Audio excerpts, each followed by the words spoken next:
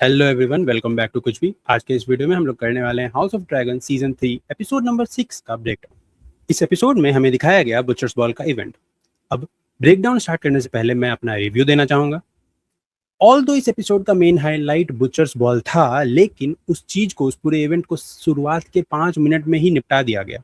चलो, स्टिल हम इसको जस्टिफाइड मानेंगे कि इतना ज्यादा कुछ उसके बारे में बुक में था भी नहीं, लेकिन इस एपिसोड में भी हमें बैटल ऑफ टम्बलटन नहीं दिखाया गया। अब पिछले 4 एपिसोड से बैटल ऑफ टम्बलटन सेटअप ही किया जा रहा है। ये एक मेजर कंप्लेन है इस एपिसोड को लेके। अब मुझे ये एपिसोड कैसा लगा ये तो मैंने आपको बता दिया। आपको ये एपिसोड कैसा लगा आप भी ये कमेंट सेक्शन में बताओ। इसके साथ ही इस एपिसोड का ब्रेकडाउन स्टार्ट करने से पहले मैं आपसे ये रिक्वेस्ट करूंगा कि प्लीज आप लोग इस वीडियो को लाइक कर दें और इस वीडियो को हाइप भी कर दें। इसके साथ ही स्टार्ट करते हैं इस एपिसोड का ब्रेकडाउन। तो जैसा कि आप लोग जानते हैं कि मैं एपिसोड में हुए इवेंट्स को क्रोनोलॉजिकल ऑर्डर में यहाँ पे नहीं एक्सप्लेन करता, मैं इसे उस ऑर्डर में एक्सप्लेन करता हूँ जिस ऑर्डर में आपके लिए समझना और मेरे लिए समझाना बहुत ईजी हो जाता है। स्टिल अगर आप में से किसी को ऐसा लगता है कि ये तरीका अच्छा नहीं है, कॉम्प्लेक्स हो जाता है, तो आप लोग मुझे कमेंट सेक्शन में फीडबैक दे सकते हैं, मैं इसे चेंज कर लूंगा। तो इस एपिसोड में हम लोग देखते हैं कि एक स्मॉल काउंसिल का मीटिंग हो रहा है जहां सारे काउंसिल मेंबर बैठे हुए हैं और रेनेरा से बात कर रहे हैं। जहां पे डेमन ये बताता है कि जब से रेनेरा ने गद्दी संभाली है तब से आज तक लगभग 20-25 गोल्ड क्लोक्स मारे जा चुके हैं। अब गोल्ड क्लोक्स का मरना सिटी के लिए अच्छी बात नहीं है, क्योंकि गोल्ड क्लोक्स जिम्मेदार होते हैं सिटी के सुरक्षा के लिए, और अगर वे लोग मारे गए तो इवेंचुअली ये खतरा है सिटी के सिक्योरिटी पे। लेकिन रेनेरा के लिए सिर्फ यही एक खतरा थोड़ा ही है, उसके लिए एक और खतरा है टम्बलटन में, क्योंकि उन्हें ये मालूम है कि ये जो भी सिटी वॉच में गोल्ड क्लोक्स के साथ हो रहा है या फिर हमारे सिटी में जो भी चीजें हो रही है, ये सब बाहर बैठा ऑर्मंड हाईटावर करा रहा है। तो अगर हम लोग ऑर्मंड हाईटावर को खत्म कर दें तो हमारा ये सारा प्रॉब्लम ऑलरेडी खत्म हो जाएगा। लेकिन ऑर्मंड हाईटावर को खत्म करने के लिए इन्होंने बुलाया है रिवरन की आर्मी को, और ऑरवेल ये बताते हैं कि रिवरन की आर्मी अभी आने में और 10-15 दिन लगेगा, क्योंकि क्रिस्टन कोल उन्हें बार बार रोक रहा था। शायद इन्हें नहीं मालूम कि कृष्णन कोल के साथ क्या हुआ इस एपिसोड के स्टार्ट में, हम लोग भी उसे आगे ही जानेंगे। लेकिन इतना सुनने के बाद डेमन ये कहता है कि क्यों ना मैं ही चला जाऊं टम्बलटन और अपना ड्रैगन के साथ वहां जाऊं, फुटली का जो कैसल है वहां जाके ऑर्मंड हाईटावर को मार दूं, क्योंकि वहां है। अब ये बात सुन के जो वहां पे सविता फ्रे होती हैं और टॉरेन मैंडरली होते हैं, ये लोग कहते हैं कि नहीं यार, जो ड्रैगन होता है वो उतना प्रिसाइज अटैक नहीं कर पाएगा, वो पूरा टाउन ही जला देगा, सब लोग हमारे खिलाफ हो जाएंगे। ये बात सुन के जो डेमन होता है वो अपना वाइन का ग्लास मैंडरली के ऊपर फेंकता है और बोलता है कि जो लोग वॉर में आज तक लड़े नहीं उनसे मैं कुछ सुनना नहीं चाहता हूँ, तो चुप ही रहो। और ये बात होने के बाद डेमन कहता है कि प्लीज मुझे जाने दो, मैं वहां जाऊंगा और अटैक कर दूंगा। हालांकि जो रेनेरा होती है वो डेमन को समझाती है कि नहीं, तुम्हारी जरूरत मुझे अभी यहाँ है, क्योंकि यहाँ गोल्ड गोल्ड क्लोक्स पे भी खतरा है और तुम पहले ये पता करो कि गोल्ड क्लोक को कौन मार रहा है, तुम उनका इलाज करो। और इतना कह के वो डेमन को यहाँ से भेज देती है और कहती है कि तुम जाओ सिटी का जो प्रॉब्लम है अभी उसको सोल्व करो। और तभी वो पूछती है, तभी वहां पे मौजूद एलन ऑफ हल पूछते हैं कि अब अगर तुमने डेमन को वहां नहीं भेजा तो तुम टम्बलटन में किसको भेजना चाहोगी, या फिर सिटी की सुरक्षा के लिए किसको रखना चाहोगी। जिसपे रेनेरा ये सवाल करती है कि हमारे पास कितने वेलेरियन मेंस हैं। एलिन ऑफ हल बोलते हैं कि मुश्किल से 50-60 होंगे। और इस पे रेनेरा उसे आदेश देती है कि तुम जाओ कॉर्लिस वेलेरियन के पास और उनसे और लोगों के डिमांड करो। अब ये लोग ये सारी बातें कर ही रहे थे कि तभी वहां एक नाइट आता है और वो कहता है कि बोरस बेरेथियन ने अपना डेलीगेशन भेजा है, मतलब बोरस बेरेथियन ने कुछ लोगों को भेजा है आपसे बात करने के लिए। रेनेरा उनसे मिलने जाती है तो पता चलता है कि बोरस बेरेथियन खुद आए नहीं है, उन्होंने अपने कुछ सोल्जर या नाइट्स भेज दिए हैं। अब इस बात से रेनेरा बहुत ज्यादा भड़क जाती है कि भाई तुम्हारा वो कहाँ है, तुम्हारा लॉर्ड बोरस बेरेथियन कहाँ है। ये लोग सारे नाइट जो बराथियन के साइड से आते हैं वो लोग कहते हैं कि जो हमारे नाइट हमारे जो लीडर लॉर्ड हैं बोरस बराथियन, वो अभी वल्चर किंग से लड़ने के लिए में बिजी हैं। अब साउथ ऑफ जो वेस्ट्रोस है या फिर जो डॉर्निस रीजन है, वहाँ कई ऐसे लोग होते हैं जो अपने आप को किंग कह देते हैं और वो लोग आयरन थ्रोन के खिलाफ चले जाते हैं, वैसे लोगों को वल्चर किंग कहते हैं। और यहाँ बेरेथियन के लोग यही बता रहे हैं कि हमारे जो बोरोस बेरेथियन है वो रेड माउंटेन्स पे उन्हीं लोगों वैसे ही किंग से, डीक्वाय किंग से लड़ रहे हैं, वल्चर किंग से लड़ रहे हैं, उसी में बिजी हैं, इसलिए वो यहाँ नहीं आ सकते। हालांकि रेनेरा समझ जाती है कि ये सब सिर्फ एक बहाना है और वो कहती है कि तुम्हारा किंग तो नहीं आया, लेकिन तुम्हें बदले में मेरा एक काम करना होगा। वो मांगती है इन बोरोस बेरेथियन के सारे लोग, जो बेरेथियन आर्मी के जो भी लोग आए हैं, उनके कपड़े। बोलता है कि गिव मी योर बेल्ट्स। अब ऐसा कह के रेनेरा उनके कपड़े क्यों मांग रही है ये तो हमें नहीं पता चलता, आगे शायद हमें पता चलेगा। इसके बाद हमें दिखाया जाता है कि जो रेनेरा है अब वो लोगों को, यानी पब्लिक की सभा जो आई हुई है, लोगों का अपने अपने कंप्लेन लेके आए हैं अपने क्वीन के सामने और वहां बैठ के उसे सोल्व कर रही है। लेकिन यहाँ एक कैच है, रेनेरा जिस तरह से इन सारे प्रॉब्लम्स को सोल्व कर रही है वो बहुत ही ज्यादा क्रूएल है, वो बिल्कुल ही इनसेंसिटिव है लोगों के खिलाफ, वो बिल्कुल भी एक आइडियल क्वीन की तरह लोगों के प्रॉब्लम्स को सोल्व नहीं कर रही है। वो सबको यही बोल रही है कि ये प्रॉब्लम तुम जाके मैंडरली से पूछो, ये ऑर्मंड के कारण है। वो किसी भी चीज का जिम्मा खुद नहीं ले रही है, नो अकाउंटेबिलिटी, इसका मतलब इस्तीफा मांगा जाएगा। अब हम लोग यहाँ पे ये भी आते हैं कि कंसर्न क्या थे लोगों के। कुछ लोग महंगाई के बारे में कह रहे थे, कुछ कह रहे थे कि शहर में कैसे अराजकता फैल रही है क्योंकि गोल्ड क्लोक नहीं है, किसी की बेटी उठा ली गई है, कुछ कर दिया गया है। इनफैक्ट यहाँ पे एक बंदा ये भी बोलता है कि अगर गोल्ड क्लोक सेफ नहीं है तो कैसे हम लोग ये माने कि सिटी के लोग सेफ है। रेनेरा कहती है कि ये सब ऑर्मंड हाईटावर करा रहा है। तो ये बंदा कहता है कि हमारी अकाउंटेबिलिटी उन ऑर्मंड की तरफ नहीं है, ऑर्मंड जो करा रहा है आप उसको सोल्व कीजिए, हमारी अकाउंटेबिलिटी हमारी क्वीन से है, हम आपसे सवाल पूछ रहे हैं। और इतना कह के ये बहुत ज्यादा स्ट्रेस में आती है रेनेरा, तभी वो देखती है कि उसके हाथ पे आयरन थ्रोन से एक लगा। जितने भी लोगों ने मेरे प्रीवियस वीडियोस देखे हैं इस पूरे यूनिवर्स का, उन्हें मालूम है कि ये कितना बड़ा सिंबलाइजेशन होता है। अगर आयरन थ्रोन आपको कट करे, विच मीन्स ये आपको रिजेक्ट कर रहा है टू रूल, मतलब आप सही नहीं हो टू रूल। और येरेरा भी कहीं ना कहीं ये बात समझती है, इसलिए वो तुरंत वहां से इस चीज के स्ट्रेस में आके उस जगह, उस आयरन थ्रोन रूम को छोड़ के वहां से निकल जाती है। इसके बाद हमें वर्मीथॉर दिखाया जाता है, टम्बलटन सिटी दिखाया जाता है, जिसके ऊपर जो वर्मीथॉर है वो उड़ रहा है। अब यहाँ पे हमें दिखता है कि वर्मीथॉर यहाँ कर क्या रहा है, असल में वो गार्ड कर रहा है सिटी को, ताकि सिटी के अंदर से किसी भी तरह का मेजर अटैक होस्ट ना किया जाए। तो बेसिकली ये डरा के रख रहा है टम्बलटन के लोगों को। अब हमें दिखता है कि जो वर्मीथॉर है वो जाके सिटी के बाहर एक हिल पे जाके बैठता है, वहां पहले से मौजूद है सिल्वर विंग। अब जब वहां पे ह्यू हैमर आते हैं तो देखते हैं कि उल्फ द वाइट बैठा हुआ है, ये दोनों बात करते हैं अपने कैसा चल रहा है इनका सब कुछ। एंड यहाँ पे एक बात निकल के आती है, उल्फ द वाइट खुश नहीं है अपने इस नए जीवन से। वो सोच रहा था कि जब वो ड्रैगन लॉर्ड बन जाएगा तो उसका जीवन सुधर जाएगा, सब कुछ होगा उसके पास, लेकिन अब वो उतना फ्री नहीं है।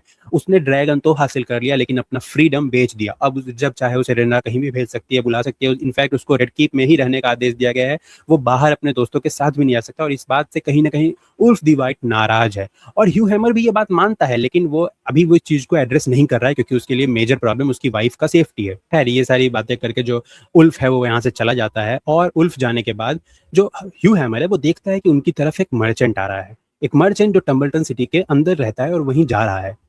ह्यू हैमर को दिखता है एक मौका और वो उस मर्चेंट को रोकता है, उसे मारता है और उसके कपड़े पहन लेता है, मतलब उसके भेष धारण कर लेता है। और इसका फायदा उठा के वो टम्बलटन सिटी के अंदर चला जाता है।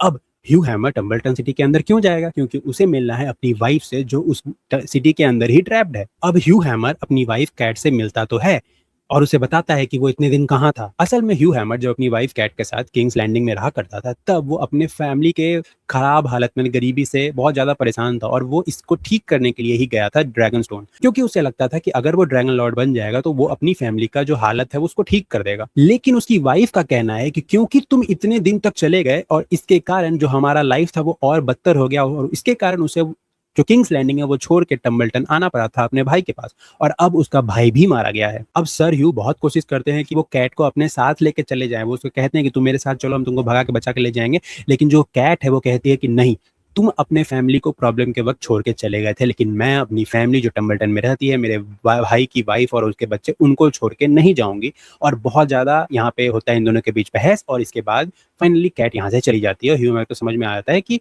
इसकी वाइफ इसके साथ नहीं जाने वाली।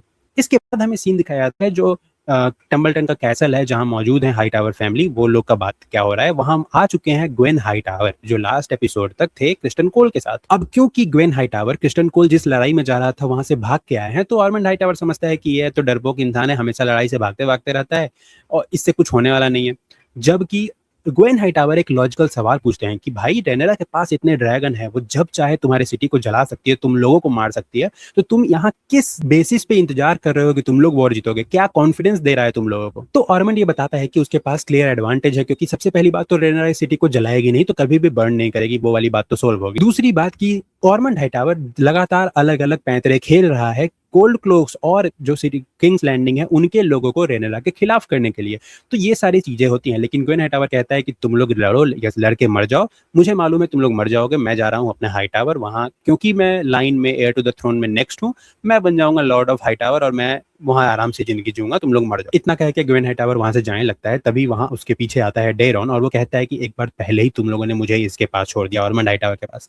और यहाँ पे हमें ये मालूम चलता है कि डेरॉन भी ऑर्मंड हाईटावर को कुछ बहुत ज्यादा अच्छा नहीं मानता है, वो जानता है कि उसको यूज किया जा रहा है एज पपेट। डेरॉन यहाँ पे ये अच्छे तरीके से जानता है कि ऑर्मंड हाईटावर उसे यूज कर रहा है आयरन थ्रोन तक पहुंचने के लिए, क्योंकि वो खुद आयरन थ्रोन पे नहीं बैठ सकता ऑब्वियसली, क्योंकि वो एक हाईटावर है, और वो मुझे यूज कर रहा है एज अ डमी। इस पूरे कॉन्वर्सेशन से हमें ये मालूम चल रहा था कि डेरॉन टारगेरियन खुद में कितना ज्यादा बेबस है, और वो जानता है सब कुछ कि जो ऑर्मंड हाईटावर उसका फायदा उठा रहा है, लेकिन क्योंकि राइट नाउ उसके पास कोई और प्रोटेक्टर नहीं है, अगर वो कहीं और जाने की कोशिश करता है, किसी के भी पास जाने की कोशिश करता है, वो उसे मार ही देंगे।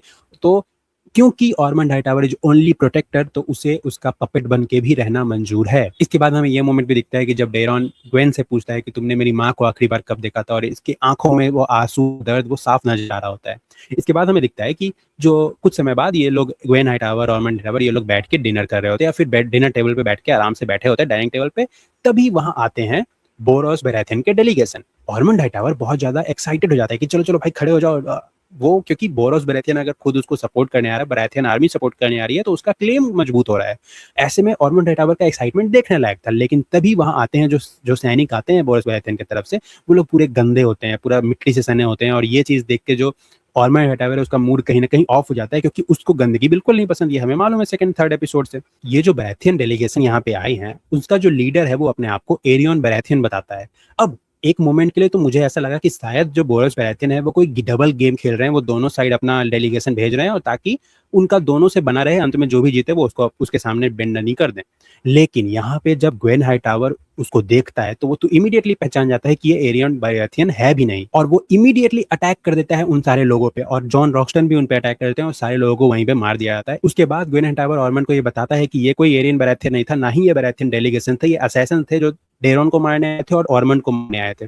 और हमें ये समझ में आता है कि क्यों रेनेरा ने बेराथियन डेलीगेशंस के कपड़े मांगे थे, क्योंकि वो अपने असैसन को वो बेराथियन के कपड़े पहना के ऑर्मंड के पास भेजना चाह रही थी, विच मीन रेनेरा का ये प्लान था सारा।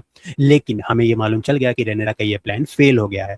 अब ये सब होने के बाद अब कहीं ना कहीं मुझे ये भी लगता है कि ग्वेन हाइटावर हमें इतना कोई एक्शन करते दिखा नहीं था, ना ही हमको लगता था कि वो इतना केपेबल होगा। लेकिन शो में जिस तरह से उसे दिखाया गया कि उसने तुरंत उसे पहचान भी लिया, और पहचानने के बाद तुरंत उसे मार भी दिया। और यह इज्जत सिर्फ हम लोगों ने गेन नहीं किया, ये इज्जत ऑर्मंड हाइटावर ने भी उसके लिए गेन किया, इसलिए अब उससे सामने सामने आके बात कर रहा है। और यहाँ पे ग्वेन हाइटावर एक बहुत अच्छा सवाल पूछता है। ग्वेन पूछता है कि मुझे मालूम है कि ऑर्मंड कभी भी खुद को नहीं मरने देगा और अपने लोगों को नहीं मरने देगा। स्टिल वो टम्बलटन में इतने कॉन्फिडेंस के साथ बैठा हुआ है जब इतने सारे प्रॉब्लम के चारों साइड हैं, विच मीन्स कि उसका कोई ना कोई प्लान जरूर है ताकि किसी तरह वो यहाँ से सेफ निकल पाए। अब ये वो क्या प्लान है ये पूछता, इससे पहले ये सीन कट हो जाता है। हमें दिखाया जाता है ऑरवेल आते हैं रेनेरा के पास और वो बोलते हैं कि टम्बलटन से एक संदेश आया है, और उस संदेश में वही कपड़े होते हैं बैराथियन आर्मी के। और इससे रेनेरा को ये समझ में आता है कि उसका एक और प्लान पूरी तरह फेल हो चुका है। अब इसके बाद हम लोग आगे बढ़ते हैं कि डेमन का क्या हुआ। डेमन को ये काम दिया गया था कि जो सिटी वॉच का क्या हो रहा है, उसके साथ कौन मार रहा है वो पता करो। तो डेमन अभी उस जगह पहुंचा हुआ है जहां लास्ट एपिसोड में जो फीस्ट ऑफ ट्रेटर हुआ था, जहां जो सर लार्जेंट लूथर मारे गए थे, उस जगह पे मौजूद है, और शायद कुछ क्लू या फिर मोन करने की कोशिश कर रहा है। तभी वहां सिटी वॉच के और भी बहुत सारे लोग आते हैं। अब ये सिटी वॉच के सैनिक यहाँ क्यों आए हैं? ये आए हैं अपना इस्तीफा देने, अपना रेजिग्नेशन देने, और क्योंकि उन्हें लगता है कि वो अब यहाँ सेफ नहीं है, वो इस पद पे सेफ नहीं है। और बात सिर्फ सेफ्टी की भी नहीं है, इनको बहुत दिनों से तनख्वाह भी नहीं मिल रहा है। मतलब एक तो पैसे नहीं मिल रहे हैं, दूसरा इतना बड़ा थ्रेट है कि भाई कभी भी मार दिए जाओ। तो ऑब्वियस सी बात है कोई भी इंसान ऐसे जॉब पे नहीं रहेगा जहां ना पैसा हो ना सिक्योरिटी हो।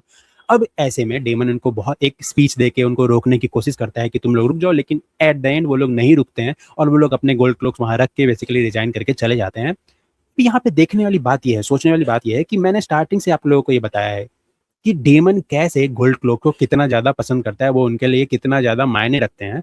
स्टिल करके अब उसके पहले तो गोल्ड क्लोक्स मर रहे थे, अब बच्चे कुचे भी जा रहे हैं, डेमन इन सारी चीजों को बहुत ज्यादा पर्सनल ले लेता है और वो गोल्ड क्लोक से कपड़े पहन के टाउन में निकल जाता है। क्यों निकलता है? ताकि वो ल्योर कर सके, आकर्षित कर सके उन लोगों को जो गोल्ड क्लोक्स को मार रहे थे। और ऐसा ही होता है। वो बंदा जो हमें लास्ट एपिसोड में टम्बलटन मैसेज भेजते हुए दिखाया गया था, वो बंदा आ रहा है डेमन के पीछे उसे मारने। लेकिन डेमन क्योंकि बहुत चतुर है, चालाक है, वो उसे ट्रैप में उल्टा फंसा लेता है और वो उसे पकड़ लेता है। यहाँ पे वो बंदा ये कहता है कि वो लोग ये सब इसलिए कर रहे हैं क्योंकि कुछ भी हो जाए वो लोग रेनेरा को अपनी क्वीन नहीं मानेंगे। वो लोग मानते हैं डेरॉन टारगेरियन को अपने किंग, और चाहे डेमन उनके जैसे कितने भी विरोधियों को मार ले, ये और ज्यादा मोटिवेशन देगा बाकी लोगों को विरोधियों का ग्रुप ज्वाइन करने के लिए। लेकिन डेमन इन बातों को नहीं सोचता और उसे मार देता है। अब डेमन यहाँ से बहुत गुस्से में निकल रहा होता है, तभी वो एक और दूसरे बंदे से टकरा जाता है। इसके बाद हमें दिखाया जाता है कि जिस बंदे से वो टकराया वो असल में उल्फ दी वाइट है। और उल्फ दी वाइट को यहाँ पे देख के डेमन खुद भी कंफ्यूज हो जाता है कि भाई तुमको तो रेड कीप में रहने को बोला गया था, तुम टाउन में क्यों इधर उधर घूम रहे हो? अब देखो यहाँ पे मैं बीइंग लॉजिकल और सेन इंसान, कभी मैं नहीं चाहूंगा कि मेरा सामना डेमन टारगेरियन से हो। दूसरी बात कि वैसे सिचुएशन में हो जब गोल्ड क्लोक्स मारे जा रहे हैं, जब मुझे मालूम है कि ये बंदा गोल्ड क्लोक्स के मरने से कितना ज़्यादा आहत है और कितना ज़्यादा गुस्सा में है, वैसे सिचुएशन में तो मैं और नहीं मिलना चाहूँगा डेमन से। और अगर गलती से मिल भी गया तो मैं बहस तो बिल्कुल भी नहीं करूँगा। लेकिन यहाँ पे उल्फ द व्हाइट कहता है कि अरे आर्ग्यूमेंट करने लग जाता है डेमन से, और जब वो आर्ग्यूमेंट करता है तो डेमन उसे रगड़ा पेटिस की तरह पीट देता है, अच्छे से पीट देता है पूरे वहाँ पे सभी लोगों के सामने।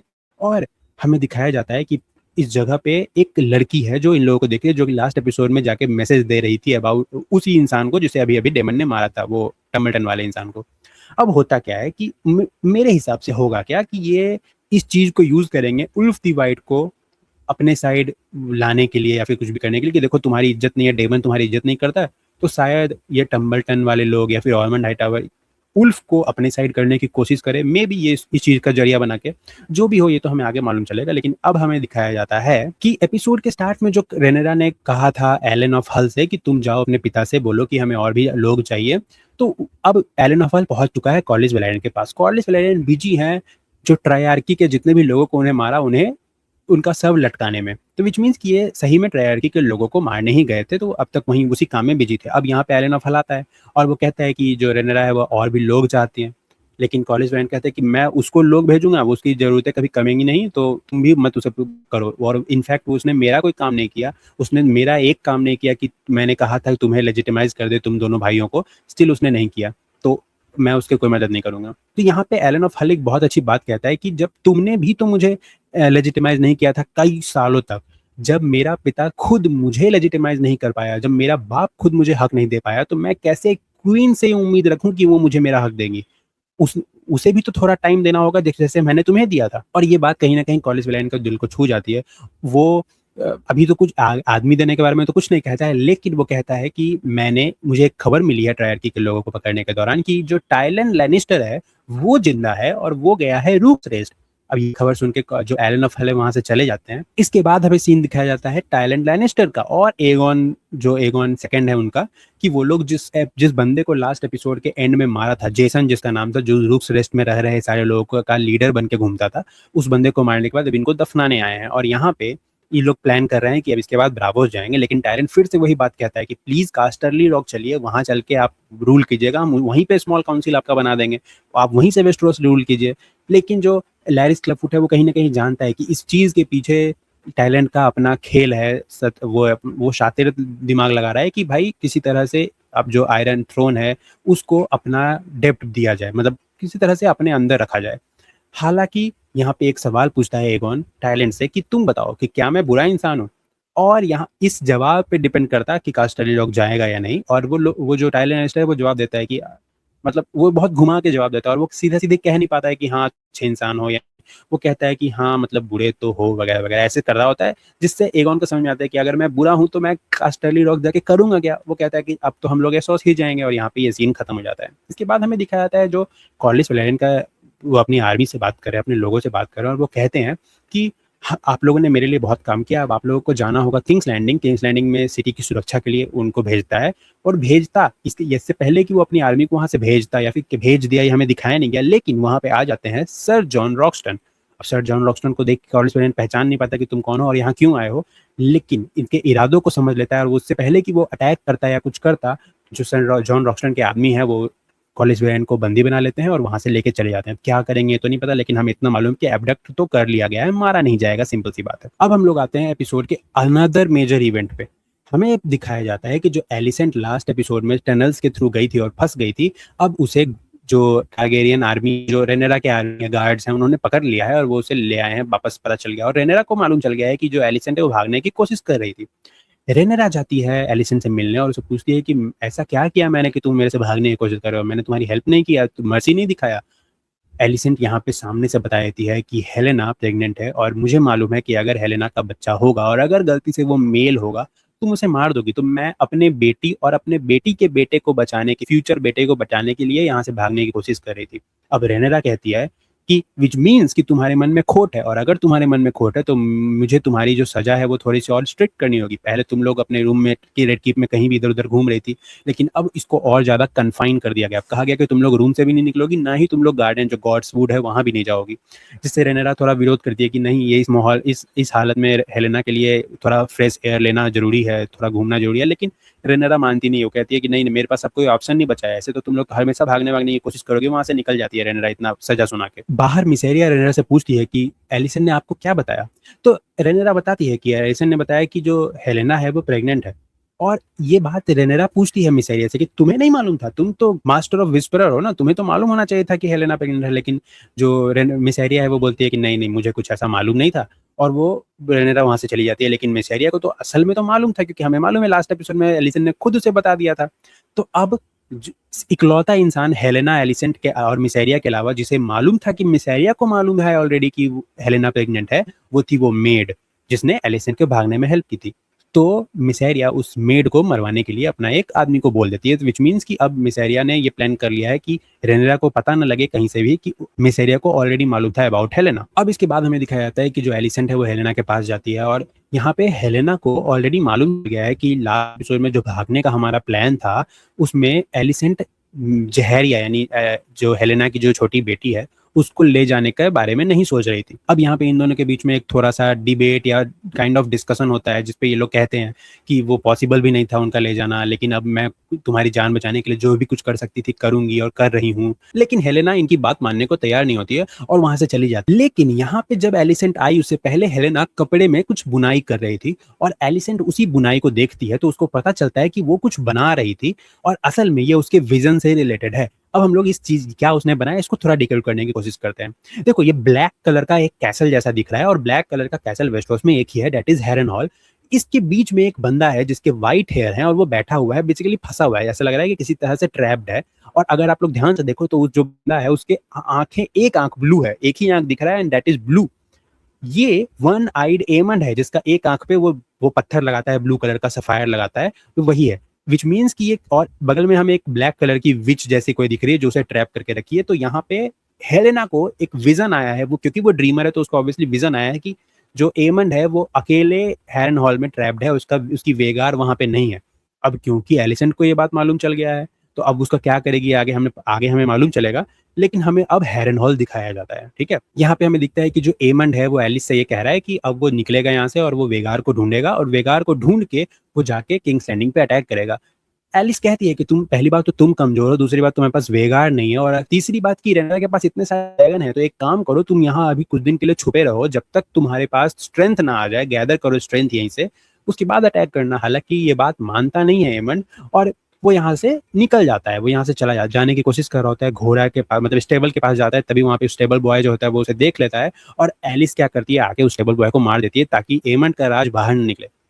एमन यहाँ पे पूछता है कि असल में तुम मेरी हेल्प कर क्यों रही हो, तुम तो जब चाहे मुझे मार सकती थी और मुझे मार के तुम हैरन हॉल अपने नाम करा लेती, क्योंकि जो मारेगा मुझे उसको हैरन हॉल मिलेगा। यहाँ पे एलिस कहती है कि मैं कर तो सकती थी ऐसा, लेकिन उसके पीछे उसका मेन मोटिव कुछ और है। वो एमन को दिखाती है कि उसके पास है ड्रैगन एग्स। अब सबसे पहली बात कि उसके पास ये ड्रैगन एग्स आए कैसे। एलिस रिवर्स ये बताती है कि तुम्हारी ग्रेट ग्रेट ग्रैंड मदर यहाँ आई थी जिनका नाम था रेना टारगेरियन। रेना टारगेरियन असल में एनीज टारगेरियन की वाइफ थी। एनीज टारगेरियन वेस्टरोस का सेकंड किंग था। एगोन द कॉन्करर का बेटा एनीज टारगेरियन की वाइफ रेना टारगेरियन यहाँ आई थी हैरन हॉल में, और जब वो हैरन हॉल पे आई थी अपने ड्रैगन ड्रीम फायर के साथ, वही ड्रैगन ड्रीम फायर जो अभी हेलेना के पास है, उसी ड्रैगन के साथ यहाँ आई थी, और तब वो ड्रीम फायर ड्रैगन ने कुछ एग्स दिए थे, और ये एग्स वही एग्स हैं। इनफैक्ट एक पॉपुलर थ्योरी के अकॉर्डिंग गेम ऑफ थ्रोन में जो डेनेरिस के पास जो 3 एग्स आते हैं वो भी इन्हीं 5 एग्स में से हैं। खैर उस चीज पे हम लोग आगे नहीं जाएंगे, लेकिन यहाँ पे मोटिव पता चल गया एलिस रिवर का कि वो चाहती है कि वो समहाउ एमन टारगेरियन के साथ मेट करे और इनका एक बच्चा हो जिसको ये लोग ड्रैगन के साथ बॉन्ड करा दें, और ड्रैगन इकट्ठे करें ये लोग भी। और यही सारा प्लान वो एमन को बताती है, और सब कुछ करने के बाद इन दोनों आपस में किस करते हैं, विच मीन्स हमें समझ में आ रहा है कि जो स्टोरी है वो बुक वाले साइड ही जा रही है, एमन की स्टोरी उसी साइड जा रही है, दैट इज गुड। लेकिन इन लोगों ने जो प्लान कर लिया है कि ऐसा ऐसा कर लेंगे, इन्हें लग रहा है कि ये लोग छुपे हुए हैं कि नहीं, किसी को तो पता ही नहीं है कि ये एमन हैरनॉल में है। अभी अभी तो हेलेना ने ड्रीम करके एलिसेंट को ये बता दिया कि वो एमंड यहीं मौजूद है, हेरन हॉल में मौजूद है, और एलिसेंट, बेवकूफ एलिसेंट, जाके रेनेरा को बता देती है कि मुझे छोड़ दो और हेलेना को छोड़ दो, बदले में मैं तुम्हें बताऊंगी कि एमंड कहाँ है। अब एलिसेंट जब यह ऑफर लेके रेनेरा के पास आती है तो सबसे पहले तो रेनेरा ये कहती है कि तुम्हें अगर पता है कि एमंड कहाँ है तो पहले पूछने पे तुमने क्यों नहीं बताया। एलिसेंट ये बताती है कि असल में मुझे भी अभी मालूम चला है। वो बताती है कि जो हेलेना है वो एक ड्रीमर है, और इस बात पे रेनेरा बहुत आसानी से विश्वास कर लेती है क्योंकि उसे मालूम है कि ड्रीमर वगैरह एग्जिस्ट करते हैं। अब जब एलिसेंट उसे बता रही है कि हेलेना ने एक ड्रीम देखा है, कि जो विजन देखा है बेसिकली, कि जो एमंड है वो हेरन हॉल में ही है, और लेकिन उसका जो ड्रैगन है वेगार वो वहाँ नहीं मौजूद है, तो तुम बड़े आसानी से तुम अपने स्वॉर्ड्समैन भेजो, एमंड को मार दो और प्लीज हमें माफ कर दो, हमें आजाद कर दो, हमें जाने दो।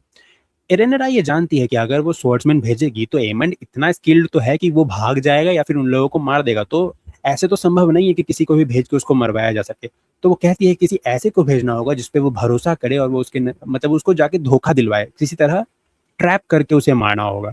अब इसके लिए लोग सोच रहे होते हैं किसको भेजे, लेकिन तभी समझ में आता है एलिसेंट को कि शायद मुझे भेजने की बात हो रही है। और एलिसेंट पहले तो बहुत मना करती है कि मैं इस सब में कैसे जाऊंगी, मुझसे ये सब नहीं होगा, लेकिन इसको कहा जाता है कि अगर तुम ऐसा नहीं करोगी तो तुम्हें कभी आजाद नहीं किया जाता है, जाओ, लेकिन अगर तुम ऐसा कर देती हो तो मैं तुम्हें और हेलेना को आजाद कर दूंगी और तुम लोग अपना आराम से जाना वेस्टरोस में जा सकते हो। अब एलिसेंट को ये ऑफर सही लगता है और वो आके हेलेना को सब कुछ बताती है कि मैं आऊंगी, मैं अपना काम निपटा के तुम्हारे पास वापस आऊंगी, लेकिन तब तक तुम्हें यहाँ सेफ रहना होगा और अच्छे से अपना अपना ध्यान रखना होगा, रेनेरा भी तुम्हारा ध्यान रखेगी, ऐसा वो बोल के जा रही है। और इसके बाद हमें दिखता है कि जो एलिसेंट है वो कुछ 2-3 गार्ड्स के साथ हेरन हॉल की ओर निकल गई है डिस्गाइज में। अब आगे इनका स्टोरी किधर जाता है वो तो हम लोग आगे के एपिसोड में देखेंगे। इसके बाद इस एपिसोड में हमें दिखता है रेना। बहुत एपिसोड के बाद हमें रेना फिर से दिखी है। रेना हमें उसे अपने गुफे में छुपके बैठी हुई है, वो दिख रही है। इसके बाद इसे कुछ आवाज आता है, कुछ ड्रैगन्स का आवाज आता है और वो देखने के लिए बाहर निकलती है। तभी इसको दिखता है दूर में 2 ड्रैगन। अब एपिसोड में देखने के बाद हमें मालूम चल चुका है कि ये 2 ड्रैगन कोई और नहीं बल्कि मून डांसर है बेला का और सी स्मोक है एडम ऑफ हल का। अब ये दोनों क्रॉस करके वहां से जा रहे थे, ऑब्वियसली ये दोनों वेगार को ढूंढने के लिए निकले हुए थे, तो वहीं से निकल रहे थे और ये लोग जा रहे थे आयरन ओक्स की तरफ। आयरन ओक्स यहीं पे मौजूद एक टाउन है उसकी तरफ। रीना बीइंग रेना एक गलती कर बैठती है। ऑल्दो एपिसोड में हमें ये दिखाया नहीं गया लेकिन आगे इसके बारे में डिस्कस होता है कि रेना अपने ड्रैगन शिप स्टीलर पे बैठ के बेला के ड्रैगन का मून डांसर का पीछा करते हुए आयरन ओक्स जाती है, लेकिन जब तक वो वहां जाती है तब तक बेला ऑलरेडी आयरन ओक्स को क्रॉस कर चुकी थी, पार हो चुकी थी, तो वापस से वहां अपने वापस केव में आ जाती है रेना। लेकिन ये बात लेडी एरन, जेन एरन को पता चल जाता है। तो हमें ईरी ऑफ वेल का एक सीन दिख रहा होता है जिसमें मून डोर से वो लोग किसी को फेंक रहे हैं। ऑब्वियस मेरे हिसाब से ऐसा गेस है कि शायद ये उस इंसान को फेंक रहे हैं जिसने शिप स्टीलर पे रेना को देख के इनको खबर पहुंचाई ताकि वो आगे किसी को बता ना पाए। और इसके बाद जो वेल के गार्ड्स हैं वो रेना को पकड़ के लाते हैं कैसल में, और जेन एरन आते ही उसको एक थप्पड़ धरती है और कहती है कि तुमको मना किया गया था ना अपना डिस्गाइज से बाहर आने। जिस पे रेना कहती है कि मैंने अपनी बहन को देखा तो मुझे इससे मिलने का मन किया वगैरह वगैरह, लेकिन मैं उसे मिल नहीं पाई क्योंकि वो ऑलरेडी निकल चुकी थी। इस पे जो जेन एरन है वो बहुत जेन्युइन बात कहती है कि जो रेनेरा है उसको लगता है कि शिप स्टीलर का राइडर मर चुका है, ऐसे में अगर कोई देख लेगा तुमको राइड करते हुए तो कितनी बड़ी प्रॉब्लम हो जाएगी मेरे लिए, क्योंकि मैं तुम्हें पनाह दे रही हूँ, रहने का जगह दे रही हूँ, और तुम्हारे लिए क्योंकि तुम भी मार दी जाओगी। तो अगली बार अगर तुम कभी भी निकलते हमको ऐसे फ्रीली घूमते दिखी हो तो वो तुम्हारा आखिरी बार होगा। इतना धमकी देके ये सीन आगे खत्म हो जाता है। इसके बाद हमें दिखता है कि जो बेला है वो वापस से ड्रैगन किंग्स लैंडिंग पहुंच चुकी है और ड्रैगन पिट के अंदर एक चेयर पे बैठ के सो रही, थकान के कारण सो रही थी। तभी वहां एलन ऑफ हल आते हैं। एलन ऑफ हल ड्रैगन पिट के अंदर जब आते हैं तो वो देखते हैं कि बेला सो रही है, तो ये लोग बात करते हैं अपने अपने कॉर्लिस वेलेरियन के बारे में। यहाँ पे हमें पहली बार ये दिखाया गया इस पूरे शो में कि जो बेला है वो एलन ऑफ हल की तरफ अट्रैक्टेड है। इनफैक्ट यहाँ पे इन दोनों के बीच में किस भी होता है जो कि बहुत ही अजीब है मुझे लगा। ऑल्दो बुक्स में यही होता है, बुक्स में बिल्कुल एक्यूरेट है, लेकिन लास्ट एपिसोड में एडम ऑफ हल फ्लर्ट कर रहा था इसके साथ और अभी इस एपिसोड में एलन ऑफ हल को ये किस कर रही है। ये बहुत ही अजीब लगा मुझे, पता नहीं क्या दिखाना चाह रहे हैं जो शो राइटर्स हैं, बट जो भी है अब हम लोग आगे देखेंगे। लेकिन अब हम लोग बढ़ते हैं इस एपिसोड के सबसे इंपॉर्टेंट सीन, सबसे इंपॉर्टेंट जो इवेंट था उसकी ओर, जो कि इस एपिसोड के स्टार्ट के ही 5 मिनट में निपटा दिया गया, लेकिन मैं ब्रेक डाउन करते वक्त इसको एंड के लिए संभाल के रखा था और अब स्टार्ट कर रहे हैं उस चीज को। हमें दिखाया जाता है कि जो क्रिस्टन कोल की आर्मी है वो रिवर एंड को की आर्मी को ढूंढते हुए उनके पीछे पीछे जाने की कोशिश कर रही है, लेकिन वो उन्हें मिल नहीं रहा है।